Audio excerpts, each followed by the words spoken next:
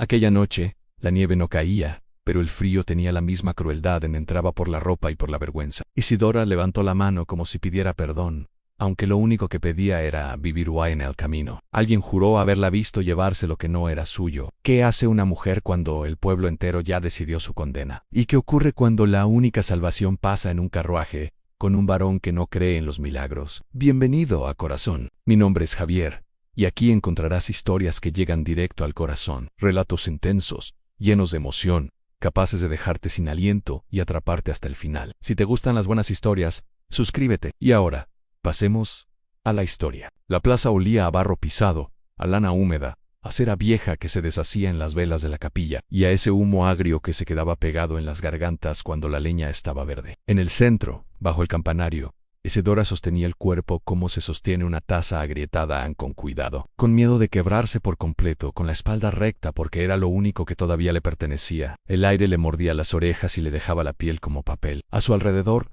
los rostros del pueblo formaban un muro más alto que cualquier hacienda. Un muro hecho de ojos didados acusadors, de murmullos que ya no necesitaban hacerse bajitos porque nadie temía lastimarla. Para muchos, ella ya estaba lastimada de nacimiento. No era una mujer conocida por fiestas, ni por coqueteos. La conocían por lo contrario, por el silencio. Por esa forma de caminar pegada a las paredes, por las manos rojas de tanto lavar y coser, por el cabello siempre recogido, por la ropa remendada que olía a jabón barato y a trabajo. La conocían desde niña, desde que la trajeron envuelta en una manta áspera a la casa de una tía que nunca la quiso. A Isidora le habían sembrado una frase como quien entierra una piedra en la tierra pesada, inevitable, imposible de arrancar. Se la repetían sin gritos y sin ternura, con el tono de los que creen estar diciendo una verdad natural que no era digna de un destino distinto, que no era digna de un hombre bueno, que no era digna de nada que no fuera a servir. Esa frase, esa piedra, le latía hoy debajo de las costillas, porque el motivo de la reunión era una acusación que el pueblo necesitaba convertir en espectáculo para sentirse limpio. La botica había perdido un frasco pequeño, de vidrio oscuro, con un sello de cera azul y un nombre escrito con tinta negra. Se hablaba de una medicina cara, una de esas que venían en cajitas forradas, con letras extranjeras y advertencias para quienes no sabían leer. Se hablaba de un encargo importante de alguien con apellido, de alguien que podía pagar y también castigar. Y como no había puertas forzadas ni ladrones desconocidos, la sospecha encontró el camino más fácil a la muchacha pobre, la que llevaba recados, la que entraba y salía, la que no tenía padre que la defendiera, ni marido que diera la cara. El boticario, con olor a alcohol de plantas y dedos manchados de yodo, había insinuado lo suficiente. La comadre del panadero había agregado lo suyo. El sacristán, con sus manos frías, había sentido. Y así, como se arma una tormenta con nubes pequeñas, la condena creció. Isidora escuchó su nombre repetido con la misma ligereza con que se repite una receta. Sintió el filo de la injusticia en la lengua seca, y el sonido de la campana le pareció un martillo. Nadie quería saber que ella había pasado la mañana lavando ropa ajena hasta dejarse los nudillos en carne viva. Nadie quería imaginar que el frasco podía haberse caído, o que alguien con más poder había tenido interés en hacerlo desaparecer. La humillación no fue un golpe físico, sino algo peor en el permiso colectivo para despreciarla. La obligaron a abrir su delantal, a mostrar las costuras de su falda, a vaciar el pequeño bolsillo interior donde guardaba un pedazo de pan duro y una aguja. La gente olía a sudor contenido y a perfume barato. Ella olía a jabón y a miedo. Las miradas le recorrían el cuerpo como si buscaran una mancha invisible. Un niño se rió por imitación. Una mujer se persignó como si Isidora fuera contagiosa. La tía que la había criado se quedó en la esquina, quieta, con la boca apretada, como si esa vergüenza no fuera también su fracaso. El cura no gritó, no hizo falta. La moral del pueblo era un animal que no necesitaba dientes para morderle, bastaba la costumbre. Isidora sintió que el mundo se inclinaba, que la plaza se volvía un pozo. En algún momento, el boticario pronunció la palabra ladrona con una calma casi religiosa. Y entonces, como si esa palabra fuera un lazo, la empujaron hacia el borde de la plaza, hacia la calle que salía del pueblo. No la llevaron a una celda, no era necesario. La expulsión era más útil aunque se fuera, que desapareciera, que se tragara su hambre en otra parte. A la salida, el viento traía olor a estiércol y a campo mojado. Las piedras del camino estaban frías y resbalosas. Isidora caminó sin mirar atrás, porque mirar atrás era pedir perdón por algo que no había hecho. Pero el cuerpo, traicionero, temblaba. Temblaba por la ausencia de abrigo, por el miedo, por la certeza de que una mujer sola en el siglo XIX era un blanco fácil para cualquier mano que quisiera tomar lo que no era suyo. La dignidad, el nombre, la vida. A pocos metros del último caserío alguien le arrojó un trozo de barro que le manchó la espalda. No dolió, A lo que dolió fue el sonido de las risas. El barro le dejó un olor terroso y un peso húmedo sobre la tela. Isidora apretó la mandíbula hasta sentir la sal de una pequeña herida en el labio. Anne siguió caminando. El cielo era una sábana gris. Los árboles desnudos parecían dedos. El camino hacia el norte, donde se decía que había haciendas grandes y trabajo para las manos dispuestas, se extendía como una promesa cruel. Isidora llevaba lo mínimo una bolsa de tela con una manta fina, un peine de madera, una medalla pequeña rota por la mitad que había encontrado años atrás en una caja olvidada de su madre. La única cosa que la hacía sentir que venía de algún lugar. Y un pedazo de pan. La medalla, partida, tenía una cara lisa y otra con un relieve casi borrado, como si alguien hubiese querido destruirlo. En el metal, cuando lo rozaba con los dedos, quedaba un olor extraño, un rastro que no era de cobre ni de hierro, sino de algo más frío, más amargo, como las monedas que han pasado por demasiadas manos. Mientras avanzaba, el hambre le empezó a hablar con una voz baja y constante.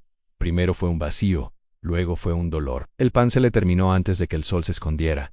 Y entonces el mundo se volvió un catálogo de olores, que no podía tocar la leche tibia en alguna cocina, la carne guisada en algún hogar, el pan recién hecho en algún horno lejano. Isidora bebió agua de un arroyo que olía a hojas mojadas y a piedra, y sintió que el estómago se le retorcía como cuerda. La noche llegó temprano, con un frío que parecía un castigo personal. No durmió, se acurrucó al lado de un seto, con la manta sobre los hombros, escuchando el roce de los animales en la oscuridad, el crujido de ramas, el silbido del viento. Pensó en la plaza, pensó en la palabra que le habían colgado, pensó en lo fácil que era para los otros creerla culpable. Y sin embargo, dentro de ese pozo, una parte de ella se negaba a morir. No era orgullo. Era la terquedad de los que han sido empujados tantas veces que aprenden a mantenerse de pie por pura costumbre. Al amanecer, el cielo tenía un color de leche aguada. Isidora se levantó con las piernas entumecidas y siguió. Sus botas viejas dejaban entrar la humedad, el barro se le pegaba a los tobillos, el aire olía a romero aplastado y a estiércol fresco. A lo lejos, en algún momento,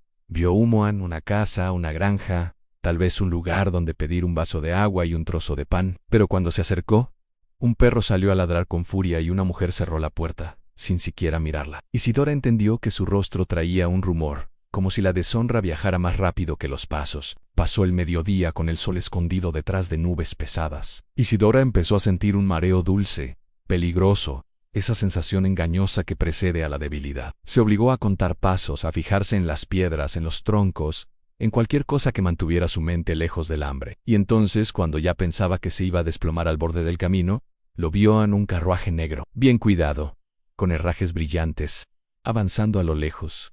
Los caballos levantaban un olor a cuero y sudor. Las ruedas hacían un sonido firme sobre la tierra húmeda, y junto a la sombra del carruaje, dos jinetes escoltaban, con capas oscuras y botas limpias. Isidora sintió un impulso que no era racional. Sabía lo que era un carruaje así, y así no pertenecía a un comerciante cualquiera, sino a alguien con apellido y tierras. Alguien que podía mandar, que podía cerrar puertas o abrirlas con una sola palabra, pero también supo, con la claridad cruel de quien no tiene opciones, que ese carruaje era su única posibilidad. Si lo dejaba pasar, el camino sería hambre, fiebre, quizá muerte. Si lo detenía, podía recibir un latigazo, una amenaza, una risa. Aún así, levantó la mano. No levantó la mano como quien saluda. Levantó la mano como quien se lanza al agua sin saber nadar. Con la otra, sacó de su bolsa un paño claro, un retazo de tela que había guardado para remendar, y lo agitó con fuerza. El viento se lo quiso arrebatar. Isidora lo sostuvo, como si ese pedazo de tela fuera una bandera,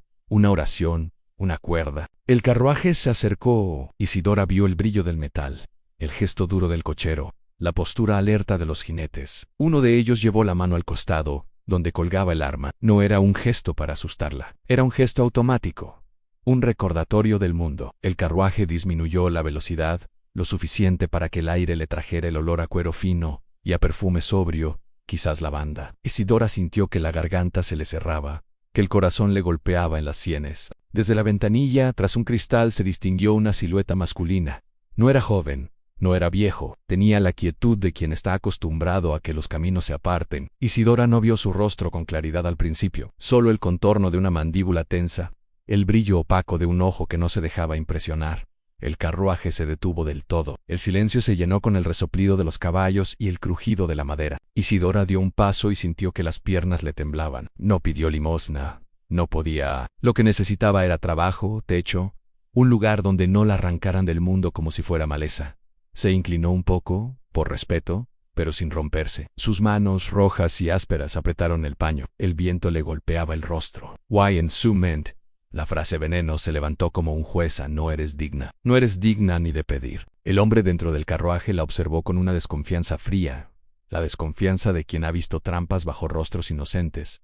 Isidora sintió que ese juicio podía ser su final. El jinete más cercano murmuró algo al cochero, como si advirtiera que una muchacha en el camino podía ser un señuelo. Isidora tragó saliva. Los labios le ardían por la herida seca, y aún así, sostuvo la mirada hacia la ventanilla, como si en eso le fuera el alma. En el borde de su conciencia, la medalla rota pesó dentro de la bolsa. Isidora recordó el frasco perdido, el sello de cera azul, el olor metálico, la facilidad con que la culpa había caído sobre ella, y un pensamiento incómodo, todavía sin forma, le rozó la mente. Había cosas en el mundo que olían a metal no solo en las monedas, sino también en la medicina, en ciertos líquidos espesos, en ciertas decisiones tomadas en silencio. El hombre del carruaje no dijo nada, al menos Isidora no lo escuchó, pero hizo un gesto leve, casi imperceptible, que el cochero entendió. Uno de los jinetes se acercó unos pasos, midiendo la distancia, midiendo a Isidora como si fuera un riesgo. Ella se sintió pequeña, cubierta de barro, con el cabello desordenado, con la ropa mojada. Se sintió como alguien que no debería estar frente a un carruaje así. Y sin embargo, ahí estaba sosteniendo su señal. En ese instante, cuando todo parecía depender de un movimiento mínimo, el mundo se detuvo con ella. Si estás sintiendo esta tensión como si también estuvieras en ese camino frío, acompáñame hasta el final. Suscríbete y dime desde qué país me escuchas. A veces, una historia compartida es la primera forma de abrigo. El jinete extendió una mano, no para tocarla, sino para exigirle que se mantuviera a una distancia prudente. Isidora entendió el mensaje en cualquier palabra equivocada. Cualquier gesto podía convertirla en amenaza. Respiró hondo y dejó que el aire le llenara los pulmones con olor a tierra mojada. Quiso explicar su inocencia, pero sabía que en el mundo de los apellidos la inocencia era un lujo. Lo que podía ofrecer era utilidad a manos que trabajaran, silencio, disciplina. El carruaje permaneció quieto. Isidora sintió que la vida se le iba en la espera. Entonces, como si el destino tuviera una forma lenta de decidir, la puerta del carruaje se abrió apenas, lo suficiente para que la luz dibujara un rostro en la penumbra. Era un hombre de mirada severa, con líneas marcadas alrededor de la boca, y una sombra de cansancio que no venía del viaje. Vestía con sobriedad a negro, gris, un abrigo pesado que olía a buen paño. En su pecho, un pequeño detalle, tal vez una cinta oscura, quizá un símbolo de luto, hablaba de una pérdida que todavía le pesaba. Isidora comprendió, sin necesitar que nadie se lo contara, que ese hombre estaba habituado a mandar pero también a callar. Sus ojos, sin ternura visible, no eran crueles. Eran, más bien, ojos que ya habían aprendido a desconfiar de la vida. Y esa desconfianza, en ese momento, era la puerta que ella tenía que atravesar. La decisión se tomó sin espectáculo. El hombre hizo un gesto breve. El jinete asintió. El cochero acomodó las riendas. Isidora escuchó el sonido de la madera, el roce del cuero, el resoplido de los caballos, y de pronto supo que no la iban a dejar tirada en el camino. No por compasión, todavía no, sino por otra razón que ella no entendía. Le indicaron que subiera atrás, no dentro, en un pequeño espacio protegido del viento, como quien transporta algo que puede ser útil, pero también puede ser peligroso. Isidora aceptó sin discutir. El cuerpo le dolía por el frío y por el orgullo herido. Se acomodó como pudo, abrazando su bolsa. El carruaje reanudó la marcha. El mundo empezó a moverse otra vez. Mientras el pueblo quedaba atrás, Isidora no sintió alivio completo. Sintió algo más complejo, una esperanza temblorosa, con miedo adentro, porque sabía que el lugar al que se dirigía ese carruaje no sería amable con una desconocida. Un varón no recogía a una mujer en el camino sin consecuencias. Y el siglo, con sus reglas rígidas, siempre cobraba. La tarde se fue apagando. El carruaje avanzó hacia una línea de árboles más altos. El aire se volvió más frío. Isidora se quedó mirando la espalda de los jinetes, el movimiento ordenado de los caballos, el barro que salpicaba las ruedas. Se preguntó, sin atreverse a nombrarlo, quién era aquel hombre, y también se preguntó qué clase de dolor llevaba para mirar a una mujer desesperada sin humillarla, pero sin confiar en ella. En su bolsa, la medalla rota golpeó suavemente contra un peine. El sonido fue mínimo. Sin embargo, a Isidora le pareció un aviso. El anochecer cayó como una manta húmeda sobre el campo. Los árboles se hicieron sombras largas, y el camino, entre cercas de madera oscura, empezó a oler a musgo, a estiércol reciente y a humo de chimenea. Isidora, encogida en el espacio trasero del carruaje, sintió que el cuerpo se le calentaba apenas con el movimiento, como si la fricción de la vida le devolviera un poco de sangre. Aún así, El hambre seguía allí paciente, y el frío le mordía los dedos cada vez que el viento encontraba un hueco en la tela. La primera vez que vio la hacienda, no fue una visión completa, sino fragmentos en una reja de hierro con puntas, húmeda por la neblina. Un sendero ancho flanqueado por cipreses, una lámpara de aceite colgando de un poste, con luz amarilla y temblorosa, y al fondo la masa del caserón, enorme, como una criatura dormida. Las paredes de piedra y cal guardaban el olor de la humedad antigua. Las ventanas parecían ojos cerrados, el tejado, oscuro, se recortaba contra el cielo como una montaña. El carruaje atravesó el portón con un chirrido lento. El sonido se le metió a Isidora en el pecho, porque no era solo una puerta física. Era una frontera. Al pasar, sintió que entraba en un mundo donde las reglas no se discutían, se obedecían. El mundo del apellido, del luto, de la herencia, de la reputación. Y ella, con barro en el dobladillo y la vergüenza pegada a la piel, era una anomalía. Se detuvieron frente a la entrada principal. El cochero bajó primero, con el aliento visible en el aire. Los jinetes se apartaron con una disciplina silenciosa. Isidora vio cómo la puerta grande se abría, no de par en par, sino lo suficiente para dejar salir una figura, una mujer de edad, espalda recta, cabello recogido con firmeza, delantal limpio, y manos que parecían haber ordenado esa casa durante décadas. Su presencia traía olor a jabón fuerte e hiciera a dupiso, a romero seco guardado en cajones. Isidora supo de inmediato que esa mujer no era una sirvienta cualquiera. Era el filtro, era la llave, era, en muchos sentidos, la guardiana del honor doméstico. En su mirada había una mezcla de cansancio y autoridad, como si ya hubiera visto entrar y salir demasiadas vidas por ese umbral. Se acercó al carruaje con pasos firmes, mirando primero a los jinetes, luego al cochero, como quien pregunta sin hablar qué desorden traían. El varón descendió con una elegancia contenida. Sus botas no se mancharon. Su abrigo olía a paño fino y a humo de tabaco suave. En la luz de la lámpara, su rostro se definió mejor en ojos oscuros, mandíbula marcada, una palidez que no era de enfermedad sino de insomnio. Llevaba el luto como una segunda piel, y no era un luto teatral, era un luto que pesaba. La mujer de la puerta lo miró con respeto, y después, sus ojos cayeron en Isidora. Allí, la calidez desapareció. La examinó como se examina una mancha en una mesa recién limpiada. Isidora sintió que el estómago se le cerraba. El olor a cera del piso y a madera encerada le recordó la plaza. La sensación de ser observada como si su existencia fuera un problema. La guardiana, Isidora no conocía su nombre aún. Se acercó un paso más, observó la ropa húmeda, el barro, la bolsa pequeña, las manos enrojecidas. Su mirada buscó señales en una mentira, una intención oculta, una falta de respeto. Isidora bajó un poco la cabeza. No por sumisión completa, sino por prudencia. En ese instante entendió que la humillación del pueblo podía repetirse aquí, con más refinamiento, con más consecuencia. La mujer pareció preguntar al varón, con el peso de su autoridad doméstica, que hacía una desconocida en el carruaje. El varón respondió de forma contenida, como quien entrega una explicación mínima, sin adornos. Isidora no escuchó palabras precisas, pero vio el gesto de su mano, la manera en que señalaba el camino, y luego la casa, como quien decide que una cosa pasará porque él lo permite y punto. La guardiana no se relajó. Hizo un gesto para que Isidora no cruzara todavía el umbral. Le indicó con firmeza que esperara en el lado de afuera, donde el viento olía a tierra, y el frío se pegaba a los huesos a Isidora. Obedeció. Los minutos se hicieron largos. En la casa se escuchaban sonidos amortiguados a pasos sobre madera, el tintinear de una cadena, el roce de telas, un leve olor a sopa que se escapaba desde la cocina, prometiendo calor. Finalmente, la guardiana regresó con una lámpara. La luz reveló polvo en el aire y pequeñas gotas de humedad en la piedra.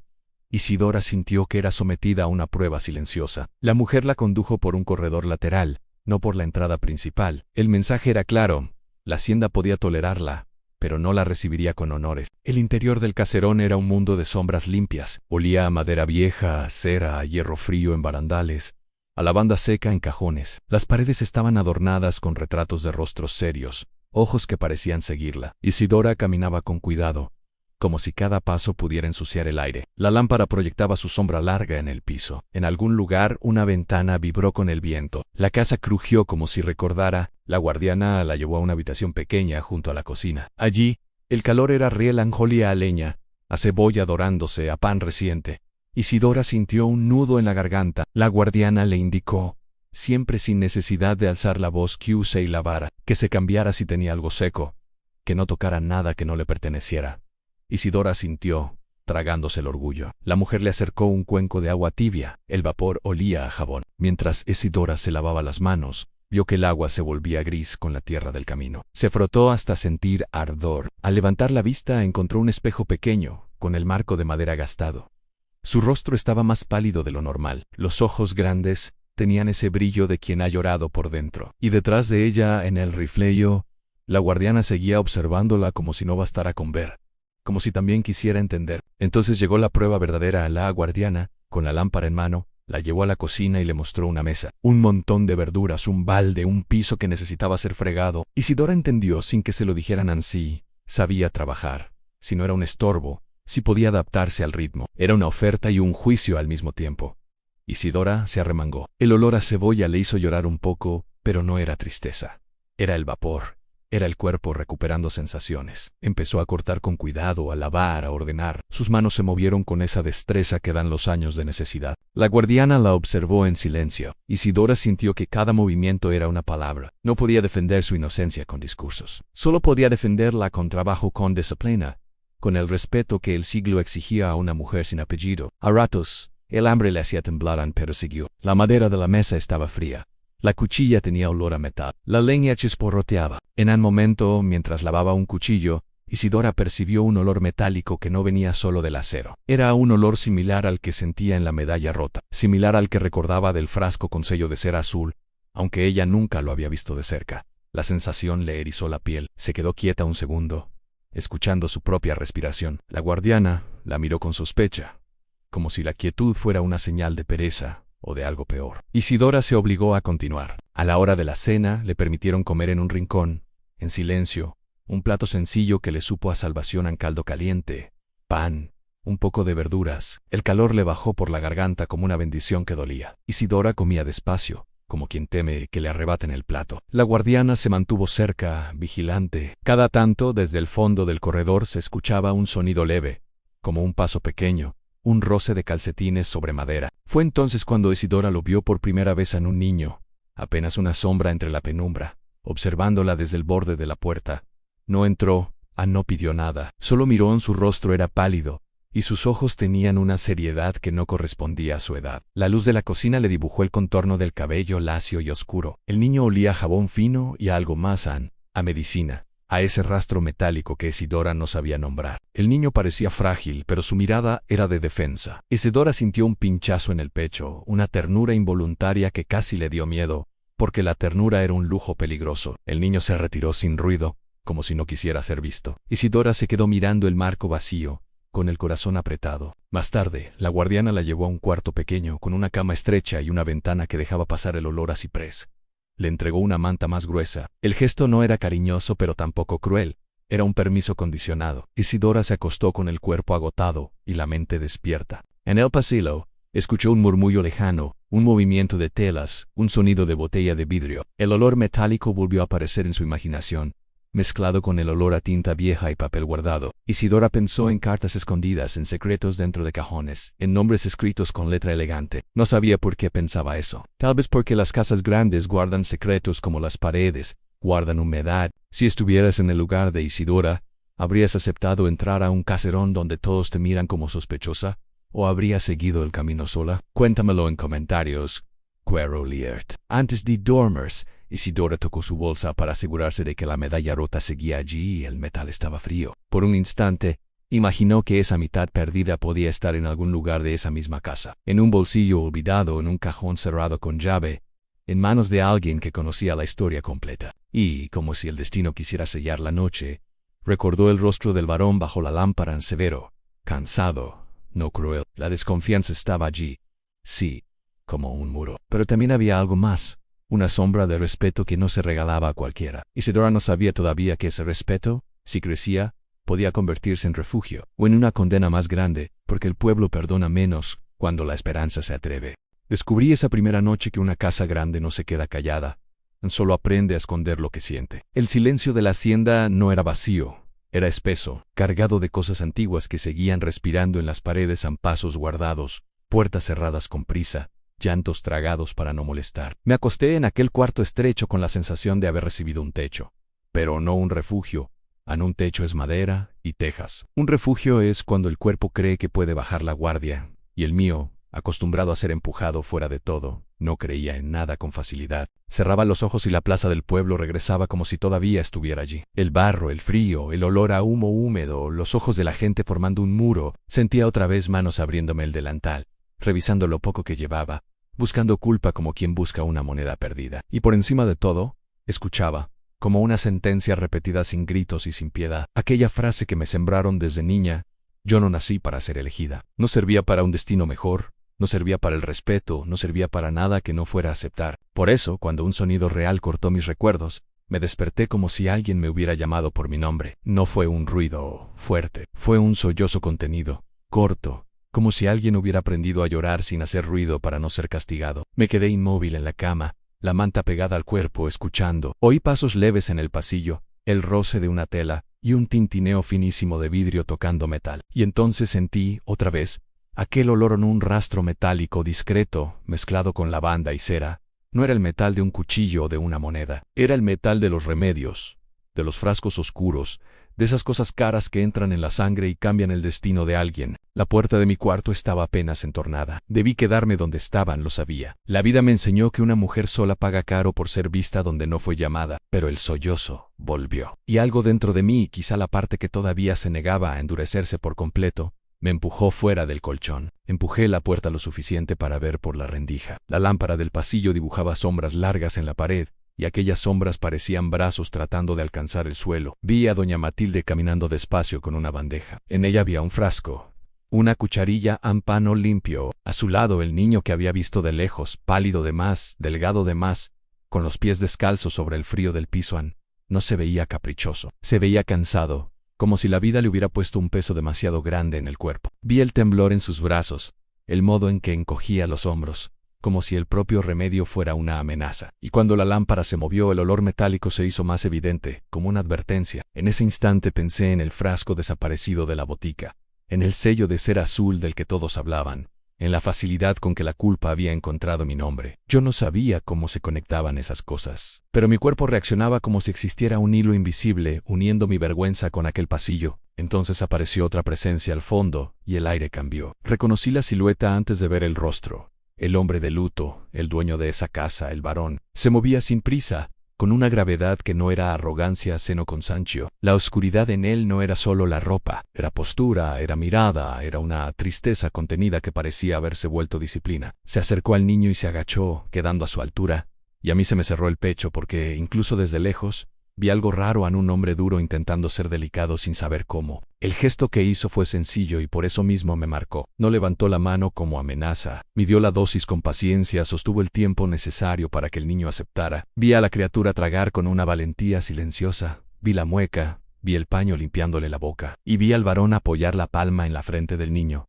Un toque breve, contenido, casi secreto, como si su propio amor tuviera miedo de ser expuesto. En ese punto sentí que la casa me apretaba el pecho. Comprendí, con una claridad dolorosa, que esa familia estaba herida por dentro, y las familias heridas no soportan testigos. Me aparté de la rendija como si el pasillo pudiera tragarme. Volví a la cama y traté de hacer que mi cuerpo pareciera solo el de una mujer agotada, pero el corazón me golpeaba demasiado fuerte. Me quedé mirando la puerta, esperando el castigo, y llegó no como gritos sino como pasos, un toque suave en la madera. Abrí y encontré a doña Matilde con la lámpara en la mano. La luz le partía el rostro en dos, dejando una mitad clara y la otra en sombra, como si ella misma estuviera hecha de reglas y secretos. Me recorrió de arriba abajo, no con crueldad, sino con esa autoridad de quien sostiene una casa entera sobre los hombros. Yo me sentí pequeña, sucia de camino por dentro, aunque por fuera estuviera limpia. No necesité palabras para saber que me habían descubierto. La vergüenza me subió como fiebre. Pero, en vez de echarme, doña Matilde me midió como quien decide si un riesgo puede volverse utilidad. Percibí, por un cambio mínimo en su mirada, que el niño había dicho algo sobre mí, algo que no me condenaba, algo que de algún modo me protegía. Cuando supe que al día siguiente ayudaría en el cuarto de los niños, no sentí alegría inmediata, sentí miedo. Estar cerca de ellos significaba estar cerca de su dolor. Y el dolor de los ricos no es menos real, solo es más peligroso para una pobre, porque viene acompañado de poder. Doña Matilde me dejó una advertencia sin adornos. Yo no debía cruzar límites. No debía inventar ternuras. No debía permitirme la ilusión de que un gesto bueno me convertiría en parte de esa casa. Y antes de irse, dejó en el aire una frase pesada, como una llave girando en una cerradura en quien entra sin historia, termina cargando historias ajenas. Cuando se fiu, cerré la puerta y apoyé la frente en la madera un instante para poder respirar. Luego volví a la cama y toqué mi bolsa, como si ese pedazo de tela fuera lo único que todavía era mío. Dentro, la medalla partida estaba fría. Pasé el dedo por el metal y sin saber por qué sentí que mi vida estaba a punto de enredarse en secretos más grandes que yo, y aún así me dormí. Con la imagen de un frasco oscuro rodando sobre mármol sin romperse, como si el destino se negara a perder una prueba. Desperté antes de oír movimiento alguno en la casa, como si mi cuerpo ya no supiera confiar en las mañanas. Me lavé la cara con agua fría y me recogí el cabello con un cuidado que no era vanidad, sino defensa. Aprendí desde temprano que, cuando el mundo quiere juzgarte, empieza por lo que ve. Un mechón fuera de lugar se vuelve motivo. Una rodilla manchada se vuelve sentencia.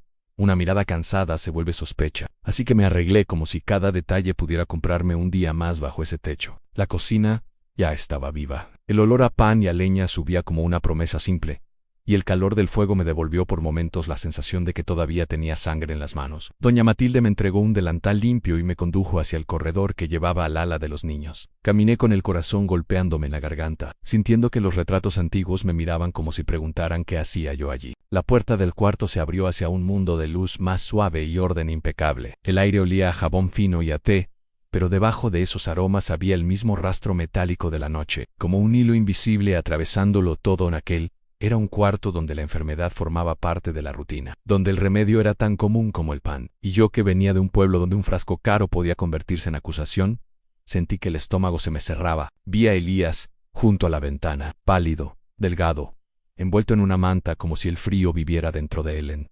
Pero había algo en su manera de sostener el cuerpo que me impresionó, una dignidad extraña, una madurez que no correspondía a su edad. Era como si hubiera aprendido demasiado pronto que la debilidad, en esa casa, era un enemigo público. Vi a Clara en un rincón, dibujando en silencio. Su rostro era delicado, pero los ojos cargaban una tristeza quieta, como una nostalgia tan grande que ya no dolía con grito, sino con presencia. Reconocí esa tristeza porque yo también tenía ausencias. Ausencias distintas sí, pero ausencias al fin, y comprendí, en ese momento, que toda la hacienda estaba construida alrededor de una falta. Intenté desaparecer dentro de mi propio cuerpo. Me quedé cerca de la puerta, con las manos ocupadas en el vacío, esperando que alguien me dijera dónde colocar mi existencia. Empecé por tareas pequeñas en ordenar, doblar, acomodar, mover cosas con suavidad para no incomodar. Era ese tipo de trabajo que no llama la atención y, por lo mismo, salva. El silencio del cuarto me permitió oír lo que nadie decía, la respiración de Elías, el modo en que Clara evitaba mirar demasiado tiempo, la forma en que el aire parecía estar siempre esperando algo peor. En cierto momento, el cuerpo de Elías protestó con una tos seca. No era una tos cualquiera, era una tos que parecía arrancarle el aliento. A mí se me apretó el pecho, porque conocía la tos de los pobres, la tos de frío y hambre. Pero allí la tos tenía otra textura, había mantas buenas, había remedios, había médicos, y aún así, dolía. Eso me hizo entender que el dinero no impide ciertos dolores, solo cambia el escenario donde ocurren. Sentí el impulso de ayudar antes que la prudencia, y al mismo tiempo sentí sobre mí una vigilancia fría. Como una cuchilla, había alguien listo para impedir que yo cruzara mi lugar. Elegí entonces una ayuda que no fuera invasión.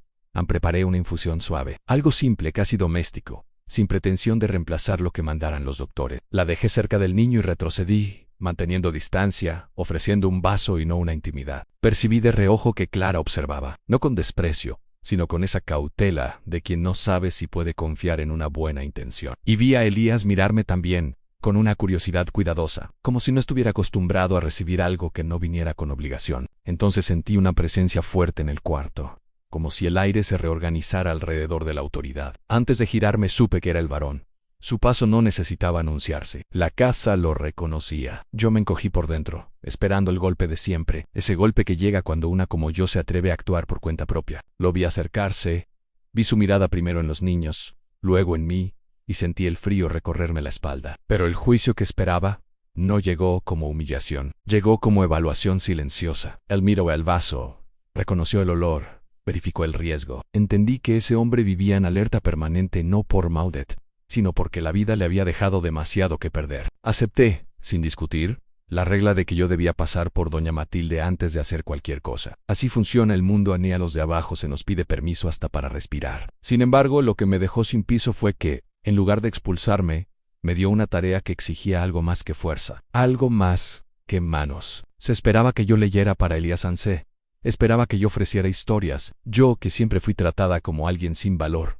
De pronto era necesaria para darle a un niño algo que no se compra en distracción, consuelo, presencia. En ese encargo había una grieta en el hielo del hombre de luto, pequeña, casi invisible, pero real. Era como si, por una rendija, él admitiera que la casa necesitaba calor y no solo disciplina. También vi el modo contenido con que se acercaba a Clara, en un cuidado breve, un amor discreto, como si temiera equivocarse, como si el amor para él fuera algo que podía quebrarse otra vez. Y comprendí que allí el luto no era solo un recuerdo, era un hábito que había moldeado a todos dentro de esas paredes. Cuando su presencia se alejó, seguí trabajando con más cautela, y al mismo tiempo con una emoción que no me atrevía a nombrar, porque yo sabía ganarme un lugar allí. No sería una fiesta, sería una lucha lenta. Y yo sabía también que el mundo de afuera, los rumores, la moral lista para apedrear, no perdona cuando una mujer sin apellido se acerca a un hombre con poder. Aún así, en ese cuarto, mientras el niño respiraba un poco mejor y la niña dibujaba con un silencio menos pesado, sentía algo que no sentía hacía mucho tiempo. Yo no era solo una acusada, no era solo una sobreviviente. Yo era, por un instante, necesaria. Y ese tipo de necesidad es peligrosa porque calienta. Y cuando una pasa demasiado tiempo en el frío, cualquier calor empieza a parecer destino. Empecé a medir el tiempo en la hacienda de una manera nueva, como si las horas ya no fueran solo horas, sino pruebas. Antes, en el pueblo, el tiempo era hambre y tareas. Era la mañana que llegaba para repetir lo mismo. Era la tarde que se caía encima como un cansancio inevitable. Era la noche en la que una aprendía a dormir con un oído despierto. En la hacienda, en cambio, el tiempo tenía bordes, tenía rituales, tenía un orden que parecía escrito en la madera de los pasillos y en el brillo del piso encerado. Y aún así, yo seguía sintiendo que caminaba sobre una cuerda fina, de esas que no perdonan un paso torcido. La casa era demasiado grande para mi historia, y precisamente por eso, yo debía hacerme pequeña. No pequeña por humillación, sino por estrategia. Aprendí a volverme silenciosa sin volverme invisible del todo.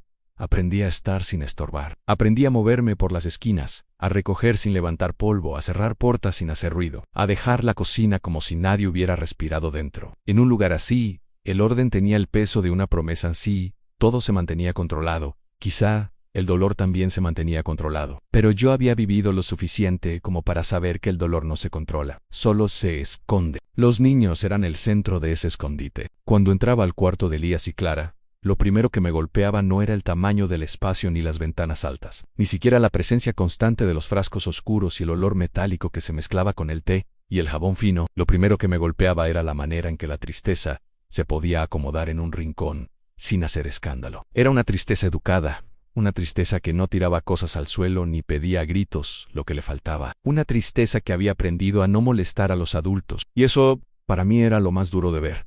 Porque la infancia debería poder molestar, debería poder pedir, debería poder desordenar con la certeza de que alguien la va a sostener. Me permitieron leer por las tardes y yo entendí que esa tarea era más que una orden.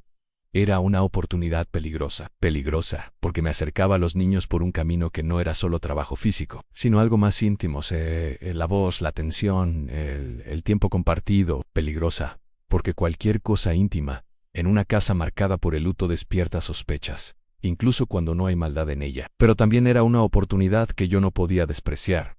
En mi vida, casi todo me había sido negado. Que alguien me concediera un lugar por algo que no fuera limpiar, era un tipo de dignidad que yo todavía no sabía sostener sin temblar. Elegía los libros como quien elige un abrigo para un niño enfermo. No buscaba historias grandiosas, no buscaba relatos que hablaran de riqueza o castillos, porque eso solo les recordaría lo que ya tenían, y aún así, no los hacía felices. Buscaba historias sencillas, con paisajes, con animales, con viajes que terminaban en un hogar pequeño pero verdadero. Historias donde el bien no era perfecto pero insistía, donde el amor no era espectáculo sino una mano que aparece cuando se necesita. Historias donde la vida, aunque doliera, dejaba una rendija de luz. Yo no sabía si mi voz era bonita. Nadie me lo había dicho nunca. Lo que sí sabía era usarla con cuidado, como se usa una vela en medio del viento. Empezaba despacio, con pausas largas para que Elías pudiera respirar sin sentirse apurado por las palabras.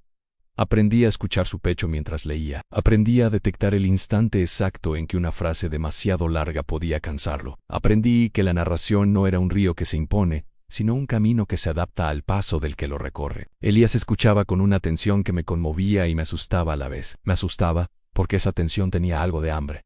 No hambre de comida, sino hambre de escape. El hambre de quien lleva demasiado tiempo encerrado en el mismo dolor, y necesita salir aunque sea con la imaginación.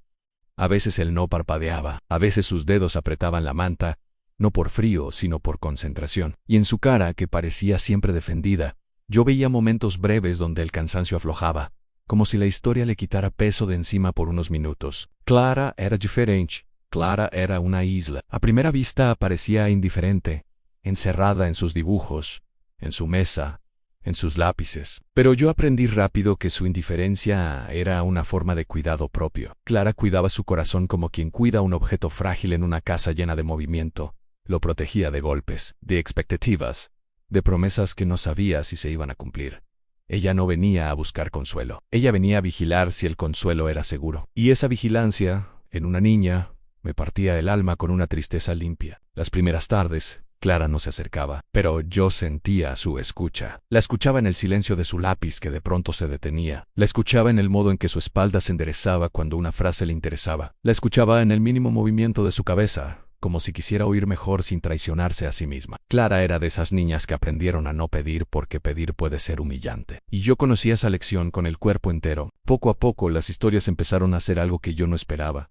Empezaron a ordenar el aire. No el aire físico, sino el aire emocional. Había días en que el cuarto se sentía como si alguien hubiera dejado una ventana cerrada por años. Mis palabras, aún sencillas, parecían mover el polvo por dentro. Y aunque el polvo a veces duele cuando se levanta, también permite que la luz entre. Yo no hablaba de mi amé, lo prohibí desde el inicio. Sabía que mi pasado era un cuchillo en manos ajenas. Si yo lo mostraba, alguien lo usaría. Así que guardé el pueblo en mi garganta. Guardé la acusación, guardé el barro, guardé las risas de la plaza. Guardé sobre todo la frase que me habían clavado como una espina. Yo no nací para ser elegida. Y me aferré a una idea simple. En aquí no vine a ser elegida, vine a server. Esa idea, aunque triste, me daba estabilidad. Me mantenía a salvo de sueños peligrosos. Sin embargo, el cuerpo no siempre obedece las estrategias. Cada vez que veía un frasco oscuro sobre una bandeja, el estómago se me apretaba. Cada vez que el olor metálico subía desde algún rincón, mi mente volvía a la botica, al sello de cera azul, a la facilidad con que me habían señalado sin pruebas. Cada vez que alguien en la cocina mencionaba medicinas o encargos, yo sentía que una parte de mí quería gritar que yo no era una ladrona, que yo no había tocado nada, que la vida me había robado más de lo que yo habría podido robar jamás. Pero yo no gritaba porque la justicia de los pobres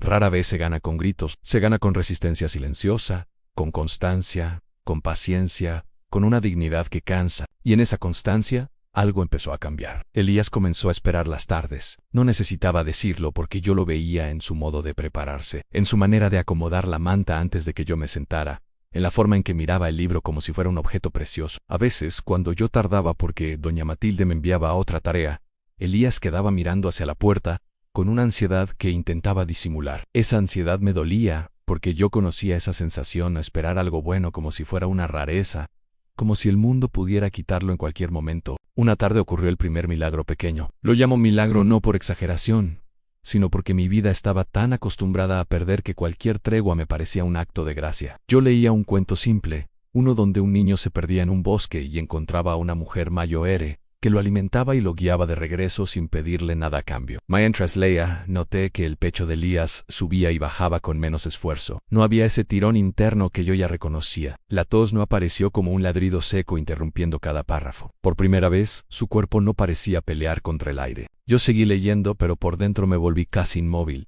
como si temiera que cualquier movimiento pudiera romper esa tregua. Y entonces vi algo que me dejó sin defensa. En el rostro de Elías apareció una suavidad, una sombra de descanso. No era alegría completa, no era risa. Era algo más humilde y más valioso en la posibilidad de no estar sufriendo todo el tiempo. Un niño puede soportar muchas cosas, pero no debería tener que soportar la certeza de que le falta el aire. Verlo respirar mejor fue como ver que el mundo, por un segundo, podía ser menos cruel. Ese mismo día Clara se movió. No fue un movimiento grande, no cruzó el cuarto, no se sentó a mi lado, solo arrastró su silla unos centímetros. Apenas un gesto, pero yo entendí. Para Clara, esos centímetros eran un puente. Ella dejó el lápiz sobre la mesa, apoyó las manos en las rodillas y se quedó quieta, escuchando de verdad, sin el escudo del dibujo. Su mirada no se posó en mi sino en el Yaira, como si mirara a una puerta imaginaria. Cuando terminé, Clara no aplaudió, no sonrió, no hizo nada que los adultos suelen exigir como prueba. Simplemente retomó su dibujo.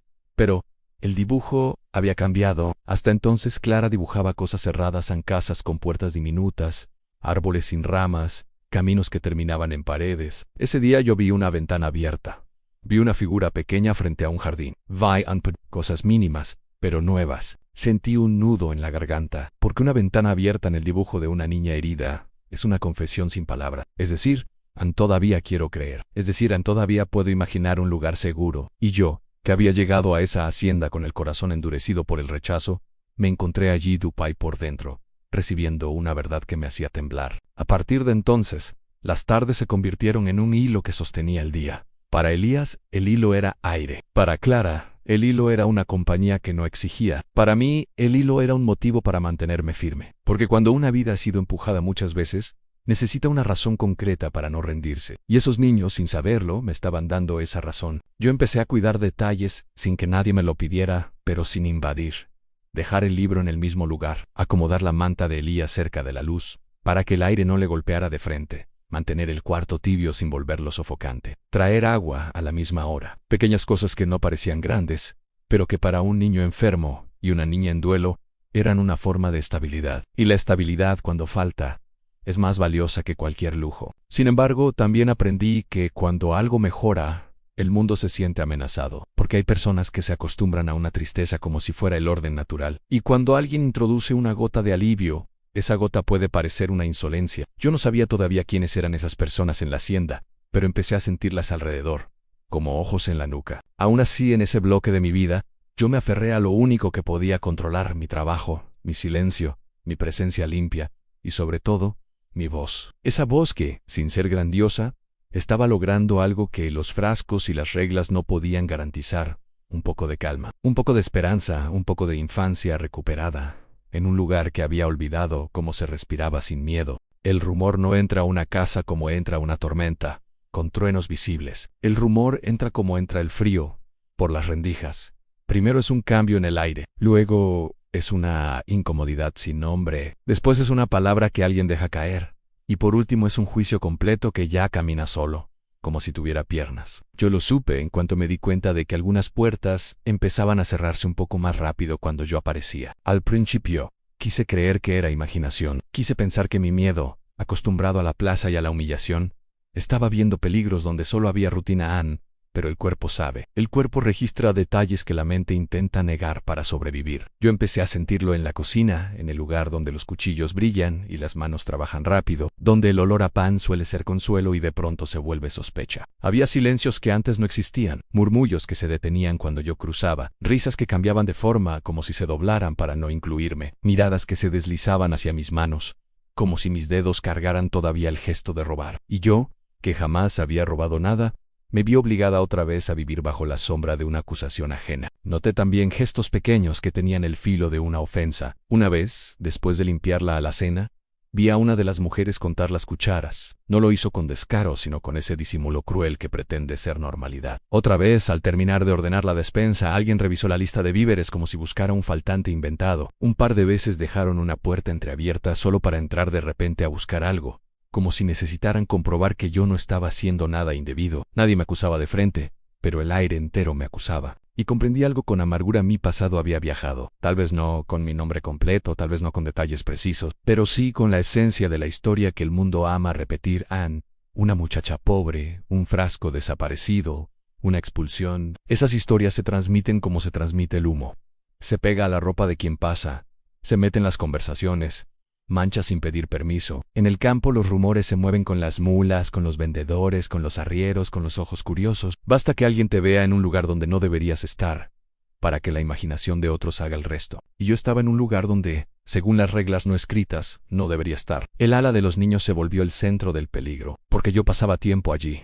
Y el tiempo compartido, para la mirada moralista, siempre es una excusa. Me di cuenta de que mi presencia en ese cuarto no se interpretaba como cuidado, se interpretaba como atrevimiento, y el atrevimiento, en una mujer sin apellido, se castiga. Comencé a notar la vigilancia con más claridad. Cada tarde, mientras leía, alguien pasaba por el corredor más de una vez, pisadas que no iban a ningún sitio real, sombras que se detenían junto a la puerta, supuestos recados que entraban sin necesidad. Era como si la casa quisiera recordarme que yo estaba siendo observada, y que el permiso que me habían dado podía retirarse en cualquier momento. Yo, para protegerme, me volví aún más cuidadosa. Bajé el volumen de mi voz lo necesario para que Elías me oyera, pero no para que se oyera desde el pasillo. Me sentaba siempre en el mismo lugar, lejos de cualquier gesto que pudiera parecer íntimo ante ojos malintencionados. Evitaba tocar a los niños incluso cuando el instinto me pedía ajustar una manta o apartar un mechón de cabello. Aprendí a cuidar con distancia, como si el cariño tuviera que ser medido por reglas ajenas. Ese tipo de autocensura cansa más que el trabajo físico, porque no se trata de mover muebles.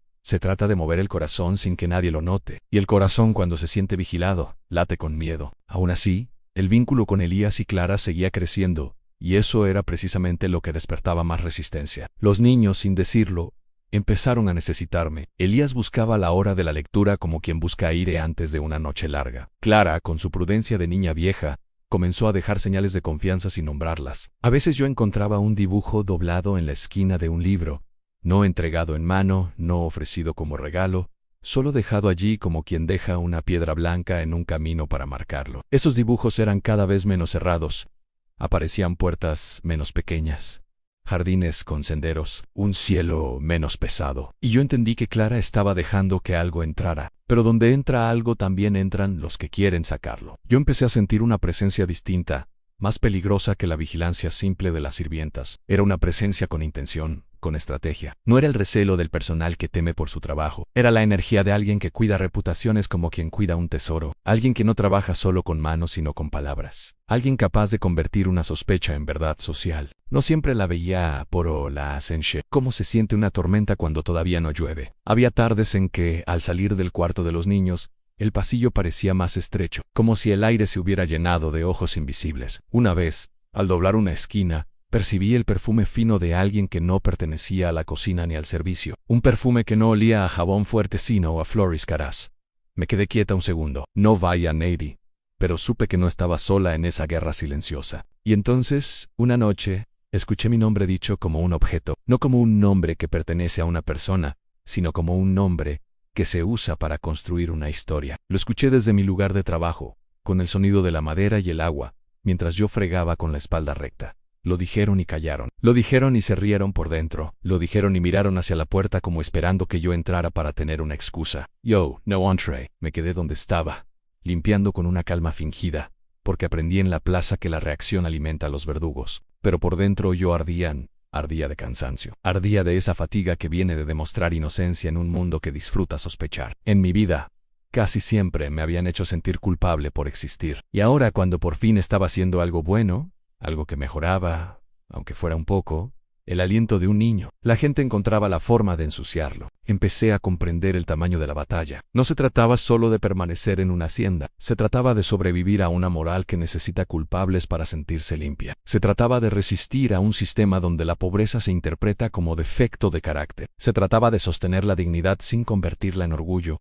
porque el orgullo visible también se castiga. Se trataba de ser firme sin ser insolente, amable sin ser confianzuda, útil sin ser peligrosa. Era un equilibrio imposible. Y, sin embargo, yo lo intentaba. Lo intentaba por los niños, sí, pero también por mí, porque una parte de mí estaba cansada de ser expulsada de todo. Cansada de sentir que el mundo era un portón que se cierra. Cansada de vivir como una invitada indeseada en la vida de los demás. En la hacienda, por primera vez, alguien me había dado una función que no era solo limpiarme.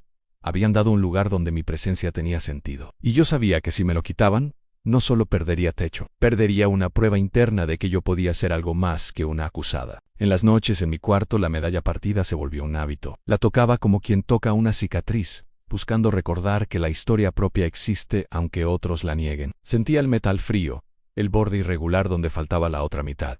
Y me venía una idea insistente: mi vida tenía un hueco, un vacío, una pieza que no estaba en mi mano. Yo no sabía si esa pieza era un nombre, una herencia, una verdad sobre mi madre, o simplemente una explicación para tanto abandono. Pero cada vez que el rumor me rodeaba, ese hueco se hacía más evidente, como si la falta de una mitad me hubiera condenado siempre a estar incompleta ante los ojos ajenos. Y con esa idea, otra pregunta empezó a crecer. ¿Y si la acusación del pueblo no fue solo crueldad sino conveniencia? ¿Y si alguien necesitaba un culpable rápido? ¿Y si el frasco con sello azul no desapareció por accidente, sino por mano intencional? Yo no tenía pruebas, solo tenía intuiciones, recuerdos sueltos, el olor metálico que parecía perseguirme. Pero a veces la vida te empuja a mirar con otros ojos, porque si no miras, te repiten el destino. A pesar del miedo, seguí. Al día siguiente volví a la cocina, volví al cuarto de los niños, volví al orden, volví a la voz. Y cada vez que leía, yo sentía que no estaba solo contando historias, Estaba defendiendo un espacio pequeño de luz contra una oscuridad grande que no quería cambios, porque los cambios, incluso los pequeños,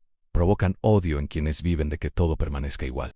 Yo ya sabía, aunque nadie me lo dijera, que tarde o temprano el rumor iba a buscar un escenario más grande. Iba a querer crecer, iba a querer volverse acusación formal, iba a querer empujarme fuera como me empujaron del pueblo, pero con un lujo mayo erean con la excusa de la moral, con el sello de una reputación respetable, con la tranquilidad de los que creen estar limpiando el mundo. Esa certeza me quitaba el sueño, pero también me daba algo que antes no tenía: decisión, porque ahora yo no estaba sola en el camino. Ahora, si me caía, los niños también perderían algo, y yo, que había perdido demasiado, no estaba dispuesta a que ellos perdieran por culpa de la maldad ajena. Aprendí que el corazón no cambia de golpe, cambia por capas, como la tierra que va cediendo bajo la lluvia. En la hacienda, los días seguían exigiéndome la misma disciplina, el suelo reluciente, los corredores silenciosos, el cuidado de no convertirme en tema, pero por dentro algo se reordenaba. Yo ya no era solo la mujer recogida en el camino, ya no era únicamente un par de manos útiles. Me había vuelto parte de una rutina que sostenía a los niños.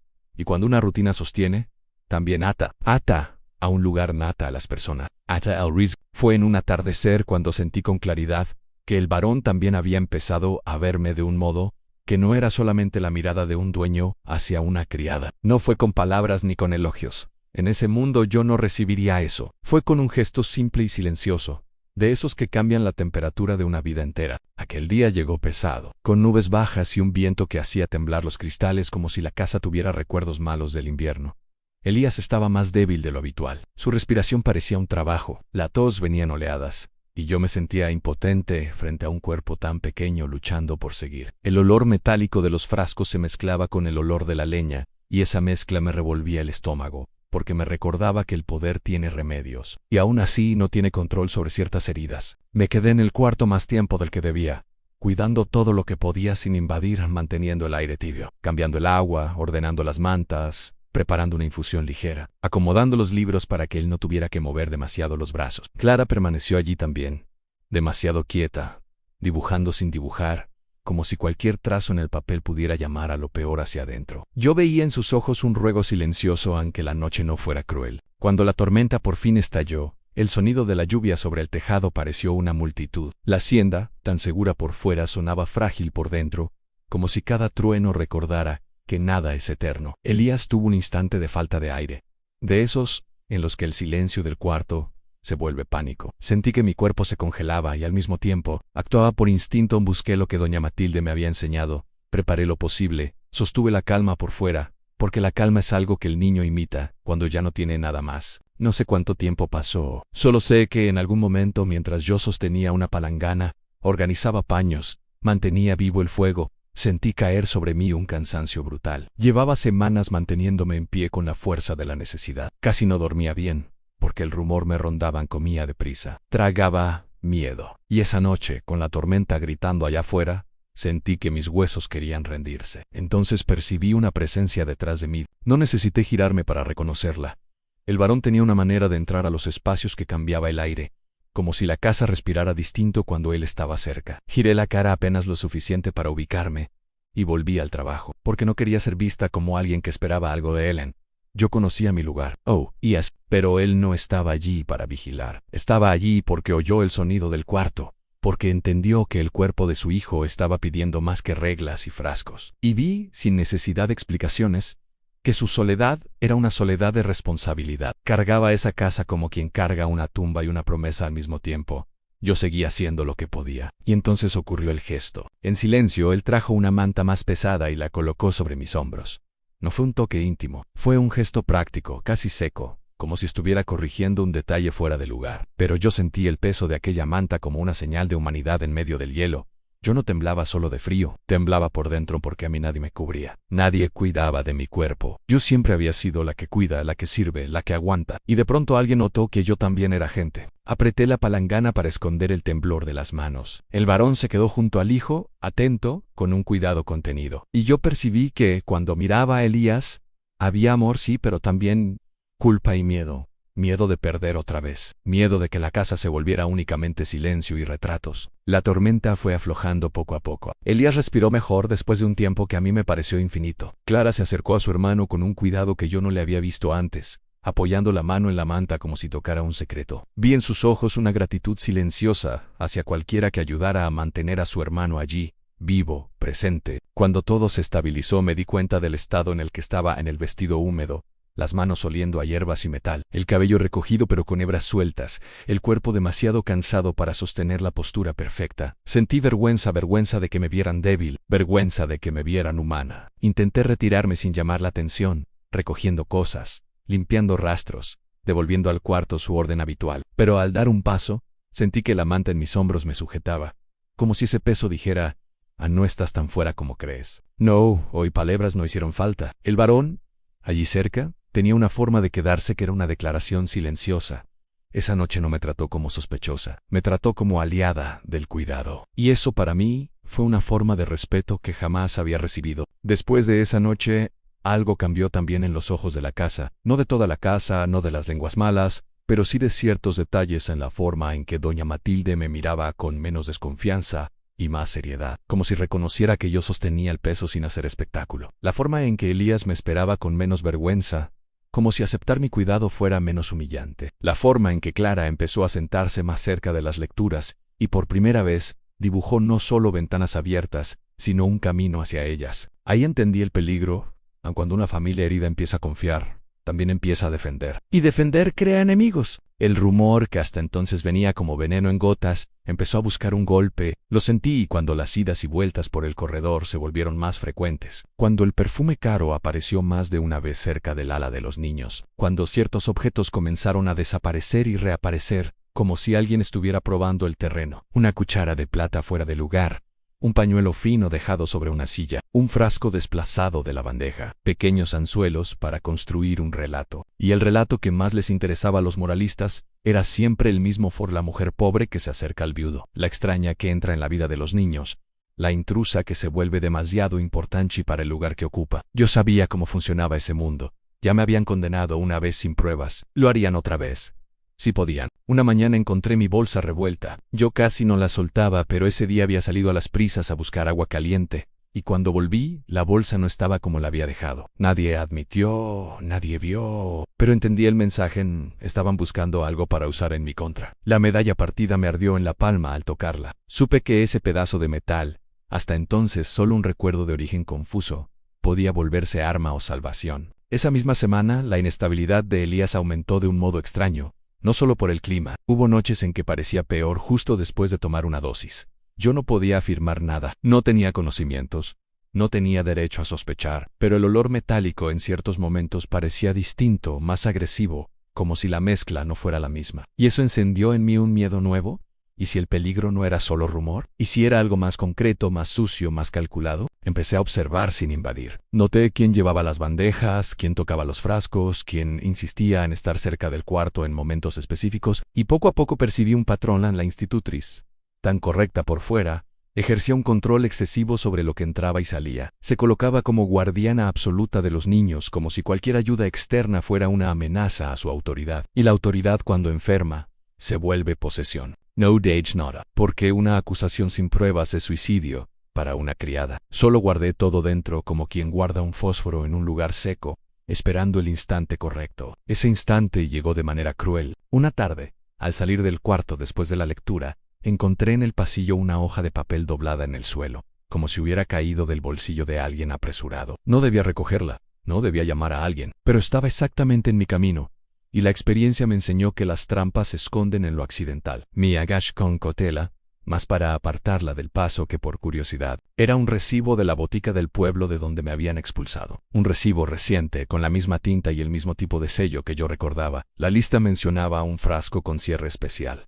Y un detalle me heló en cera azul. Sentí el mundo volverse estrecho, porque eso significaba dos cosas, y ambas eran peligrosas. Alguien en la hacienda mantenía contacto con aquella botica, y alguien quería que yo viera eso o quería que me atraparan con ese papel en la mano. Me incorporé con el papel quemándome los dedos. Lo guardé en el delantal por instinto y fui directa al lugar más seguro que conocía en esa casa, doña Matilde. Si había alguien que entendía el peso de los secretos y aún así sabía actuar, era ella. No dije demasiado, mostré lo suficiente. Y vi, por primera vez, una grieta real en su expresión, no de sorpresa, sino de reconocimiento, como si ya sospechara de algo y aquel papel fuera la confirmación que faltaba. Ahí comprendían el siguiente paso ya no sería silencioso. El rumor ya tenía cuchillo, y ahora quería sangre. La crisis estalló como estallan todas las crisis, cuando alguien quiere controlar el relato rápido, alto y público. Un día antes yo era útil pero sospechosa. Al siguiente me convertí en peligro, y lo más doloroso no fue el ataque en sí, sino comprender que el mundo disfruta ver a una mujer caer, porque la caída confirma esa creencia vieja de que la pobreza siempre es culpa. Empezó dentro de la propia casa. Una mañana, justo después de terminar una tarea en la cocina, doña Matilde me llamó con un rostro sin espacio para suavidades. El corredor se sentía más frío de lo habitual. Los retratos antiguos parecían más atentos. Yo supe, antes de saber, que algo ya se había decidido sin mí. En la sala pequeña donde se recibían recados y se llevaban cuentas, el aire era tenso. El varón estaba allí, de pie, más pálido que nunca. La institutriz también, erguida, como una estatua moral. Sobre la mesa reposaba un frasco oscuro, como si fuera una prueba viva. A su lado, un pañuelo, y algo que me quitó el suelo por un segundo en un sello de cera azul. Comprendí de inmediato qué historia querían contar. Era la misma de siempre, solo con escenario más rico. Yo habría robado un frasco. Yo habría manipulado el remedio del niño. Yo habría puesto a los niños en riesgo. Yo sería no solo ladrona, sino amenaza. Un monstruo conveniente. Vi el conflicto en el rostro del varón, la desconfianza que enseña el mundo, y la verdad que él había empezado a sentir. Lo va cansado, como si estuviera harto de perder, y el destino viniera a cobrarle más en la institutriz. En cambio, parecía tranquila de más, a la calma de quien se preparó con tiempo. No tuve derecho a explicaciones largas. En casas grandes, la palabra de una criada pesa poco frente a una reputación, y allí vi el peligro mayor era en sí.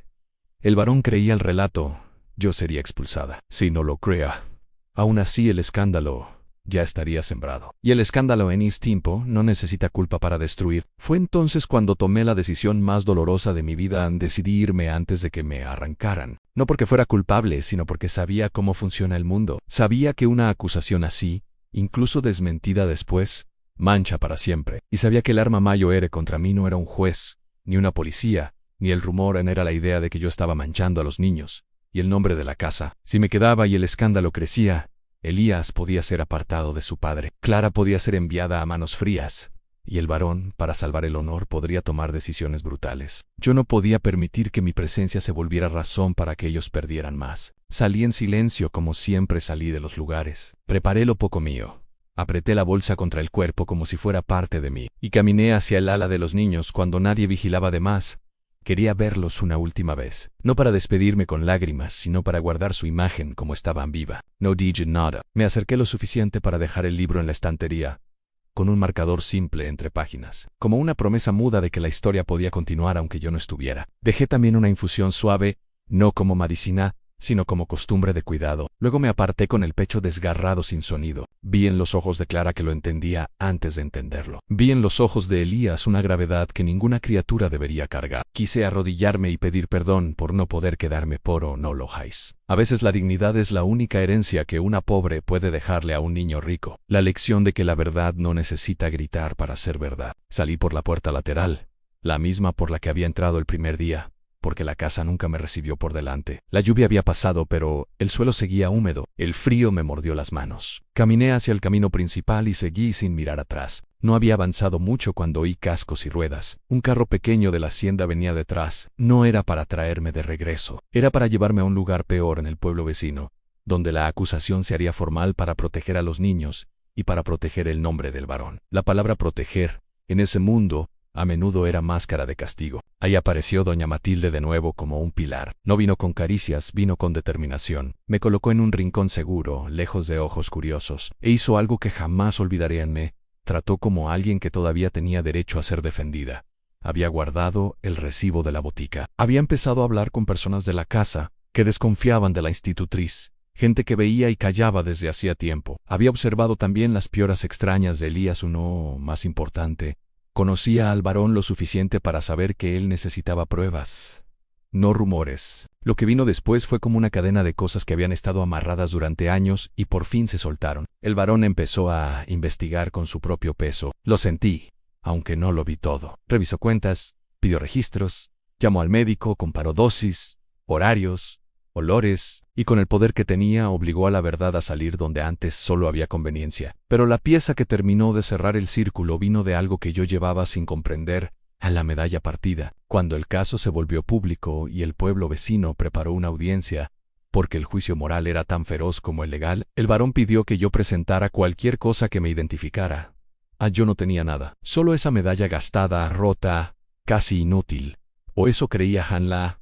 Llevé por vergüenza y terquedad. Era lo único que me ligaba a una madre que apenas recordaba. Y cuando el varón la vio, se quedó inmóvil de un modo que me asustó. Porque por un instante no fue el hombre duro, fue alguien herido por un reconocimiento. Después todo tuvo sentido. Aquella medalla era la mitad de un colgante antiguo que existía en la hacienda. La otra mitad estaba guardada desde hacía años en una caja pequeña que había pertenecido a la esposa fallecida del varón. No era un blasón familiar. Era un símbolo de promesa. Su esposa había partido aquel colgante con alguien como gesto de gratitud y cuidado. Una mujer humilde, alguien que ayudó en silencio, alguien que sostuvo secretos sin venderlos. Esa mujer era mi madre. Cuando las dos mitades se unieron, la historia escondida apareció como agua rompiendo presa. A mi madre no fue cualquiera. Fue una presencia importante en la vida de la esposa del varón. Una amiga improbable, una confident. Y cuando desapareció de la hacienda, no fue por voluntad. La empujaron fuera por envidia y miedo, porque sabía demasiado y había visto demasiado. En la misma caja donde estaba la mitad del colgante, había una carta antigua escrita por la esposa del varón. Hablaba de una mujer honesta que merecía protección y que estaba siendo amenazada por alguien dentro de la casa. Esa carta nunca se usó porque la esposa murió antes de resolverlo, y el varón, enterrado en su luto, lo guardó como una herida que no quería abrir. La vida la abrió por él. La audiencia se hizo en la iglesia del pueblo vecino, porque en ese tiempo la iglesia y el juez compartían el mismo espacio moral. El lugar estaba lleno. Había gente que no me conocía y aún así me odiaba. Había gente hambrienta de espectáculo. Sentí el mismo peso de la plaza antigua, solo que mayor y más peligroso. Sentí la mirada colectiva tratando de desnudarme otra vez, buscando culpa con gusto. No tuve voz al principio, solo estuve allí, sosteniendo el cuerpo como se sostiene una vela en el viento. Sentí la frase vieja intentando aplastarme. Yo no nací para ser elegida, y por un instante casi creí que tampoco allí me defenderían. Entonces el varón se levantó, y vi, con un golpe de verdad, que él no estaba allí para salvar apariencias. Estaba allí para salvar justicia. Presentó las pruebas en recibos de la botica, inconsistencias, la cera azul apareciendo donde no debía, diferencias de mezcla, registros del médico, y cuando se planteó de dónde habría salido el frasco plantado, el varón exigió una revisión formal de los efectos de la institutriz, porque había motivos suficientes para sospechar manipulación. La revisión reveló lo que el rumor intentaba esconder en frascos guardados fuera del control médico, un pequeño saco con lacres de cera azul y cartas a la botica de mi pueblo pidiendo discreción. El boticario, presionado, confesó que recibió dinero para acusarme y para registrar un descuido conveniente, fabricando una historia lista. La mano detrás era la misma que intentaba expulsarme de la hacienda, la institutriz, que quería mantener control sobre los niños y sobre todo sobre la herencia. Comprendí con hielo en el estómago el motivo más sucio en sí. Elías se mantenía débil y vulnerable. Y si el varón quedaba desgastado por el escándalo, sería más fácil mover decisiones legales, torcer tutailas, imponer parientes oportunistas, dominar la casa desde dentro. La institutriz no quería solo autoridad moral, quería poder real, y para eso necesitaba un culpable rápido, simple, descartable. Yo era perfecta. El momento que más me atravesó no fue la confesión del boticario. Fue cuando Elías y Clara fueron llevados a la vista del juez. No hablaron mucho y no necesito poner palabras, pero su sola presencia, la manera en que me miraron sin miedo, fue una verdad que ninguna lengua adulta pudo torcer. Clara llevaba un dibujo apretado entre las manos, una casa, una ventana abierta, 3 figuras pequeñas sin paredes entre ellas. Para mí, aquello valió más que cualquier sello. Cuando me dejaron explicar lo mío, no hice un discurso bonito. Dejé salir la verdad como eran. Conté la plaza, la expulsión, el hambre, el camino. Conté el miedo de ser siempre la culpable. Conté la frase que me enseñaron a creer. Y al nombrar la herida, sentí algo soltarse. No estaba pidiendo cariño. Estaba exigiendo lo mínimo en que me vieran como persona. El juez falló a mi favor. La acusación se derrumbó. La institutriz fue apartada y enfrentó las consecuencias. El boticario también pagó. La hacienda, que llevaba semanas bajo sombra de escándalo, respiró como si alguien abriera una ventana después de años. Pero faltaba cerrar la última puerta en la del corazón. Yo pensé que el varón simplemente me permitiría volver al trabajo, como si nada hubiera ocurrido. Casi lo deseaba, porque era más seguro. Pero después de un escándalo así, nada vuelve a ser como antes. La casa ya sabía que yo era inocente, el pueblo ya había visto que me usaron, y el varón ya no podía fingir que yo era solo una sombra útil. Su decisión final no vino como pasión ni impulso, vino como elección consciente, firme, respetuosa. Mi de yo claro, con actos, con presencia, que yo no sería tratada como tolerada, yo sería considerada. Él asumió ante su propia casa que me cortejaría de manera honrada, que no permitiría que la moral sucia me colocara en un rincón vergonzoso, y que su decisión no nacía de deuda ni de lástima, nacía de reconocimiento. Yo sostuve a sus hijos cuando el mundo quiso cercarlos de hielo. Yo traje calma donde había pánico. Yo permanecí cuando lo más fácil era huir. Y para un hombre que ya perdió el amor una vez, reconocer un amor nuevo es una valentía mayor que cualquier autoridad. Yo no acepté sin temblar. Dentro de mí seguía viviendo la niña expulsada, la niña entrenada para ser menos. Tenía miedo del juicio continuo, miedo de ser solo un remiendo en su vida, miedo de que, al ser elegida, me castigaran doble. Pero la vida me mostró, poco a poco, que un remiendo también puede volverse tela nueva cuando se cose con verdad. Pasaron los años no como cuento rápido, sino como vida real, con días buenos y días difíciles. Elías mejoró cuando el control del tratamiento volvió a manos honestas, y cuando el aire de la casa dejó de estar envenenado. No se volvió fuerte de un día para otro, pero volvió la risa, volvió el sueño, volvió la esperanza del mañana sin miedo constante. Clara, lentamente, dejó de dibujar muros y empezó a dibujar caminos. Un día dibujó una mesa con pan y 3 sillas cercanas, y yo supe que ya llamaba a eso hogar, aunque no lo dijera. La hacienda también cambió. El varón, tocado por lo que vio y por lo que descubrió sobre su esposa y mi madre, abrió una pequeña escuela para los hijos de los trabajadores. Mejoró condiciones, ajustó salarios, trajo un médico con regularidad, prohibió que nadie guardara frascos fuera del control correcto. El poder, cuando se vuelve responsabilidad, cura parte de la injusticia que él mismo puede producir. Yo, que siempre tuve miedo de pertenecer, aprendí a pertenecer sin perderme. Mantuve mi trabajo, mi disciplina, mi prudencia, pero también me permití existir con dignidad. La frase vieja, yo no nací para ser elegida, empezó a derretirse dentro de mí como hielo al sol. No porque el mundo se hiciera perfecto, sino porque yo tuve una prueba concreta.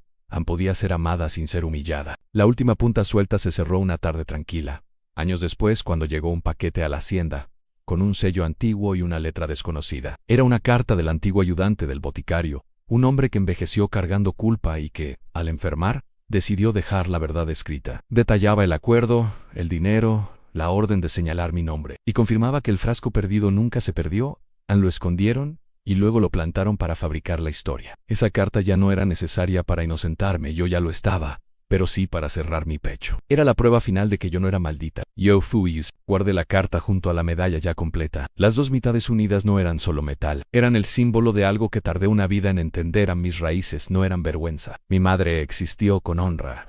Yo también. Hoy, cuando camino por los mismos corredores que un día me asustaron, aún siento respeto por la casa, pero ya no siento miedo de ella. Veo a Elías leyendo cerca de la ventana, respirando con más libertad. Veo a Clara reír bajito mientras dibuja, sin esconderse. Veo al varón, mi esposo, mi compañero de reconstrucción, mirar a sus hijos con menos culpa y más paz. Me veo Amy, una mujer que no fue salvada por magia, sino por coraje, trabajo y verdad. Si hay una moraleja en esta historia, es sencilla y difícil a la vez. La dignidad no depende de lo que digan de ti, depende de lo que eliges ser, incluso cuando el mundo te empuja a convertirte en lo que espera. Y el amor verdadero, el que cura, no nace de la conveniencia ni de la apariencia. Nace cuando dos personas heridas dejan de tratarse como culpa y empiezan a tratarse como hogar. Y yo, que un día levanté la mano en el camino solo para no morir, hoy levanto esa misma mano para tocar una vida que por fin me reconoció.